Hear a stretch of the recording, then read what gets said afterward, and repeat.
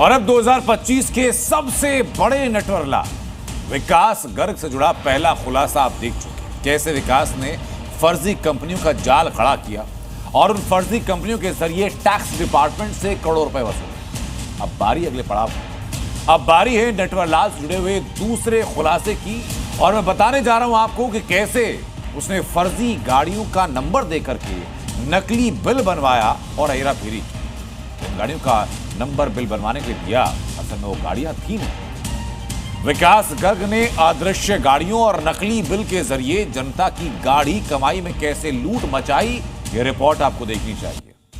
मैं इन दो कंपनियों के फ्रॉड को काफी बड़ा मानता हूं। जीएसटी प्रावधानों के अंतर्गत 5 साल की सजा हो सकती है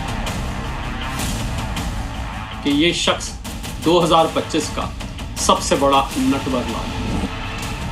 विकास गर्ग के फ्रॉड की कहानी का अहम हिस्सा दिल्ली के इसी संजय गांधी ट्रांसपोर्ट नगर में आकर रुका। जीएसटी की जिस जांच रिपोर्ट में विकास गर्ग की धोखाधड़ी का सच छिपा है, उसकी सबसे अहम कड़ी इसी ट्रांसपोर्ट नगर से जुड़ी है, जिसका खुलासा अब जी मीडिया करने जा रहा है। 2025 का सबसे बड़ा नटवरला, खुलासा नंबर 2। जीएसटी डिपार्टमेंट को 44 करोड़ से ज्यादा का चूना लगाने में विकास गर्ग ने न सिर्फ फर्जी कंपनियों का सहारा लिया था, बल्कि फर्जी बिल और काल्पनिक गाड़ियों का भी इंतजाम कर रखा था, जिसकी रिपोर्ट जीएसटी की इस फाइल में विस्तार से है। विकास गर्ग ने अपनी कंपनी की माल ढुलाई के लिए जिन गाड़ियों का जिक्र बिल्टी यानी ई वे बिल में किया था, हकीकत में उनमें से कई गाड़ियां या तो मौजूद नहीं थीं या फिर उन गाड़ियों से विकास गर्ग की कंपनी का माल सप्लाई हुआ ही नहीं था। 11 गाड़ियों की ये लिस्ट जीएसटी की जांच रिपोर्ट में सामने आई है, जिसके मालिकों का साफ साफ कहना है कि हमने विकास गर्ग की कंपनी के लिए कोई माल सप्लाई नहीं किया। एक एक कर आपको उनके बयान दिखाते हैं। विकास गर्ग की कंपनी ने ई वे बिल में हरियाणा नंबर की एक गाड़ी बताई थी। जीएसटी की जांच रिपोर्ट में गाड़ी के मालिक प्रदीप चौहान ने जीएसटी के अधिकारियों को बताया उनकी गाड़ी कॉमर्शियल नहीं है, बल्कि खेती के काम में आने वाला एक ट्रैक्टर है, जिसका कभी किसी कंपनी के साथ कोई कॉमर्शियल इस्तेमाल नहीं हुआ है। इसी तरह दिल्ली नंबर की एक और कमर्शियल गाड़ी, जिसका नंबर विकास गर्ग की कंपनी ने ई वे बिल में दिया था, उसके मालिक अमित शाह ने जीएसटी की जांच टीम को बताया कि उनका विकास गर्ग की कंपनी इकोटेक और लाइफ केयर से कोई लेना देना नहीं है। विकास गर्ग की कंपनी इकोटेक और लाइफ केयर के ठिकानों से जब्त दस्तावेजों की जांच में एक और बड़ा खुलासा हुआ है। इशी ओवरसीज प्राइवेट लिमिटेड के इनवॉइस के साथ जो ई वे बिल लगे थे, उनमें 8 ट्रांसपोर्ट कंपनियों के नाम दर्ज थे। लेकिन जब जीएसटी की टीम ने उन 8 ट्रांसपोर्टर्स के कारोबारी पतों की जांच की, तो चौंकाने वाला सच सामने आया। Accurate freight carriers private limited को भेजा गया समन वापस आ गया। वजह थी पता अधूरा है। एके ट्रांसपोर्ट सर्विस ने कबूल किया कि उसने खाली बिल्टी और गाड़ी इकोटेक और लाइफ केयर के कर्मचारी को दे दी थी।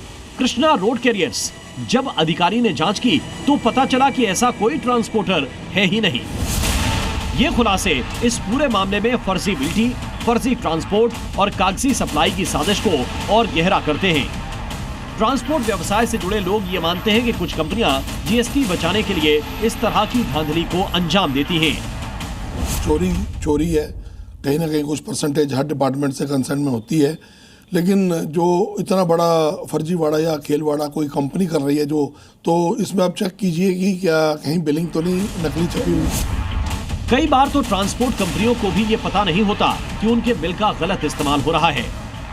विकास गर्ग ने जिस कंपनी के जरिए जीएसटी चोरी का सबसे बड़ा फ्रॉड किया, वो कंपनी है एसबी एंटरप्राइजेस। एसबी एंटरप्राइजेस के पते को ढूंढते हुए जब जी न्यूज की टीम दिल्ली के ककरौला पहुंची, तो वहां क्या मिला, देखिए। ये ककरौला का इलाका है। B2 343 का एड्रेस ढूंढते ढूंढते हम लोग यहाँ पहुंचे थे। एसबी एंटरप्राइजेस को हम लोग ढूंढ रहे थे। जिस तरह से हम बवाना गए, जिस तरह से आपने देखा कि ईस्ट पटेल नगर में हम लोग गए, और भी जितनी लोकेशंस पे गए, कहीं पे भी कोई जो जिस तरह के जांच अधिकारियों ने बताया कि कोई भी जो फर्म है, कोई भी जो कंपनी है, वो वहाँ पर मौजूद नहीं है। विकास गर्ग जिसके बारे में छानबीन इन्वेस्टिगेशन जी मीडिया नेटवर्क कर रहा था लगातार, यहाँ पर भी यहाँ उसकी कंपनी का कोई भी ऐसा जो है निशान नहीं मिला, यहाँ कोई सबूत नहीं मिला। लोग भी बोलते हैं कि यहाँ पर इस नाम की कोई जो है कंपनी नहीं थी। Zee News।